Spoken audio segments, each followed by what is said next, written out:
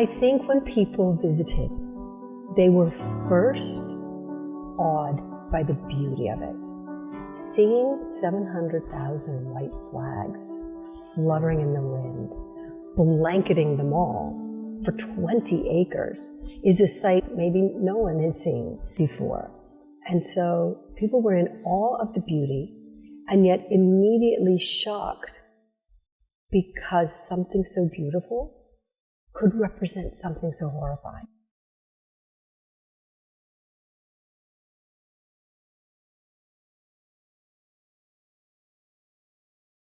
Hi, I'm Joanna McCrean, an urban planner with the National Capital Planning Commission, and today I'm joined by Suzanne Brennan Firstenberg to discuss her work. I'm Suzanne Brennan Firstenberg. I'm a social practice artist, and my studio is in Bethesda, Maryland. In America Remember has been the largest public participatory art project on the National Mall since presentation of the AIDS quilt. And it stemmed from my immense desire to make people understand the real devastation of this COVID-19 pandemic. The death toll in America had become so large that it was a number that was incomprehensible to people. And so if a number is so large as to be difficult to understand, it's easy to dismiss. And so that's why I bought so many white flags, hundreds of thousands of white flags, and planted them on the National Mall. Each flag honoring one person in America who had died from this pandemic. I and my 16,000 co-artists couldn't have done this, not only with the help of Rupert Landscaping, but also the National Park Service. They were incredibly wonderful to work with, and the Trust for the National Mall.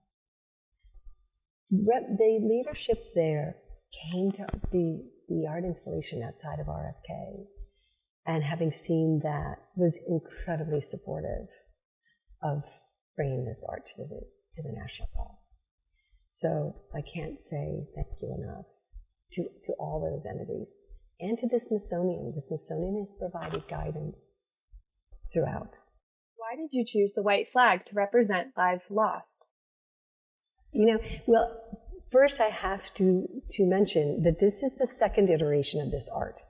It began last fall at the RFK Stadium, and it was, at the time, just 250,000 deaths. Listen to me saying just 250,000. But that's when the art began, and I needed to find a unit that I, as an artist, could afford that would have enough reverence to mark one life. And that's why I came upon the idea of flags, because flags are so symbolic. A lot of people ask me, Suzanne, why white? And I wanted people to be able to write on them. That's the participatory part of the project. I wanted people to be able to dedicate a flag to their loved one who they had lost to COVID-19. And so white, obviously, was a blank slate. The color of white, when placed in an array, echoes Arlington Cemetery. So that was another benefit of it. And white, of course, is a color of purity. So one person said, oh my gosh, it's like angels. So white flags en masse are very emotionally moving. How does the temporary nature of this art contribute to its impact? Deaths in America did not end on the day I started the exhibition. Each day, more and more people were dying. And so it was critical to me to have a starting number of flags, 666,624. That's the number we started with on September 17th. Each day, I would change that large cumulative death toll number on the signature sign and plant the requisite flags. When I had been planning this art installation and ordering flags, I was ordering flags in June. I ordered 630,000. That's as many as I thought we would need. I had to reorder twice during the exhibition to meet the continuing death toll. So yes, it grew to 701,000.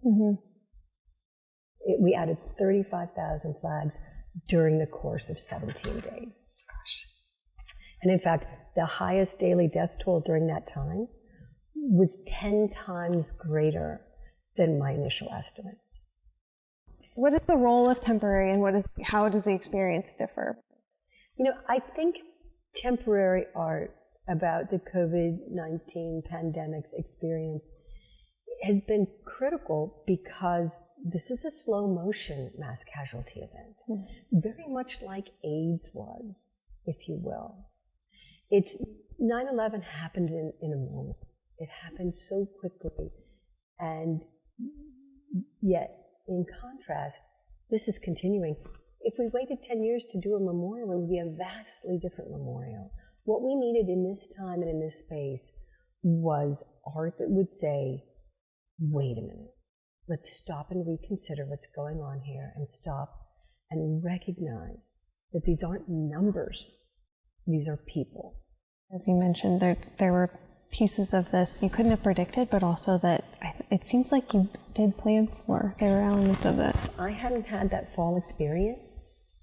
I don't think the mall would have been as successful as it was. There would have been things that I couldn't have anticipated.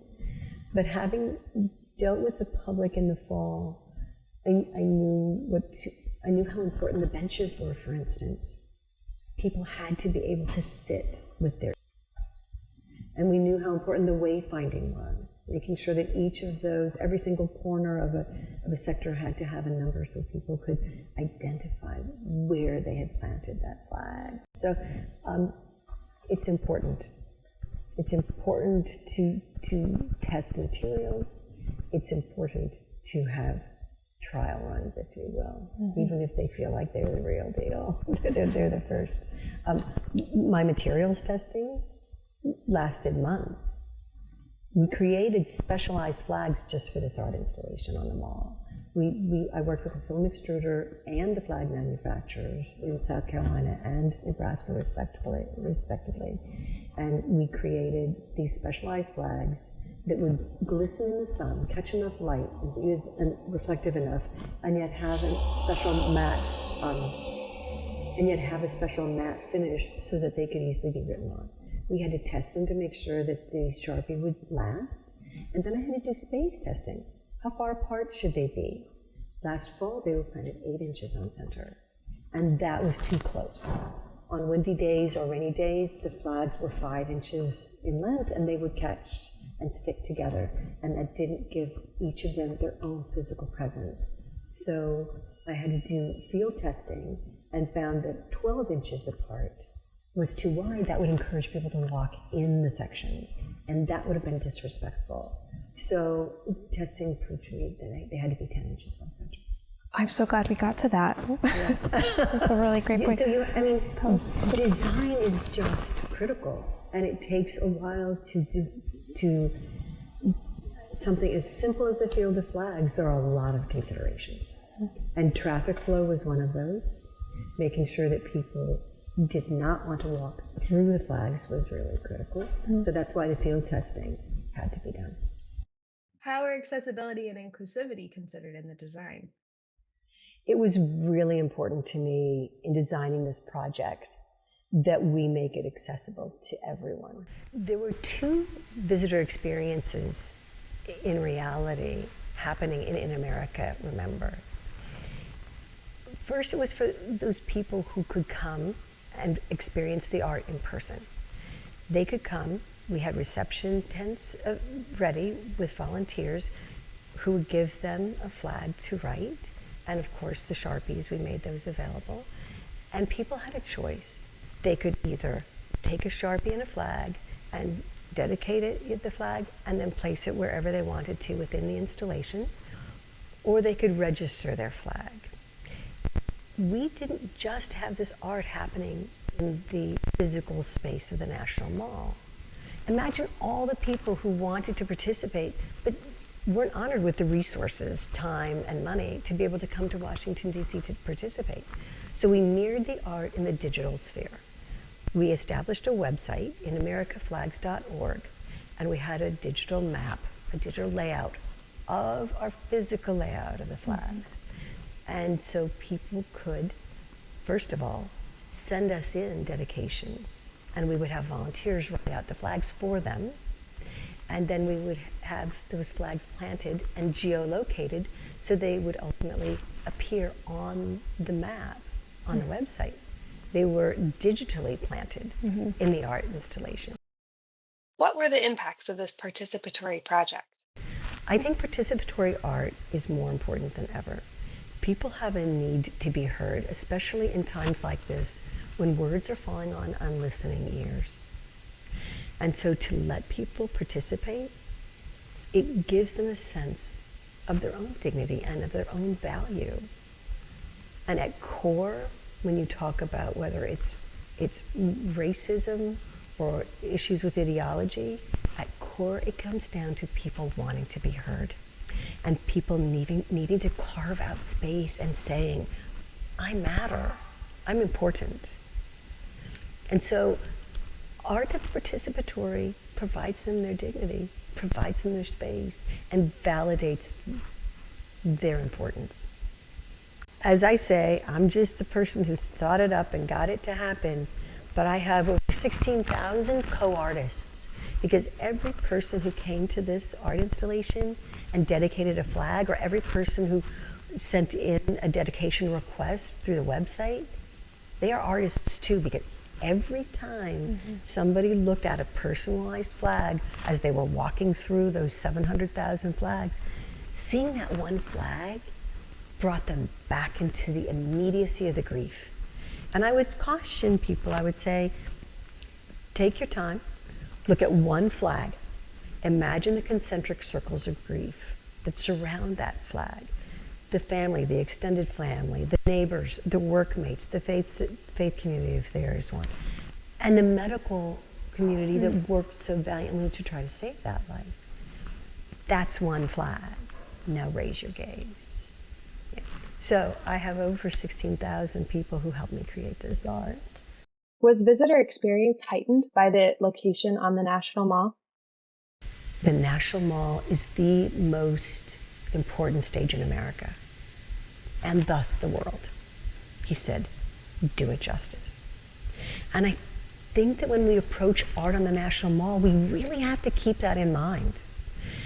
If we devalue it by putting on things that are really just lobbying efforts, if you will, then we're not honoring it in the way that it's meant to be.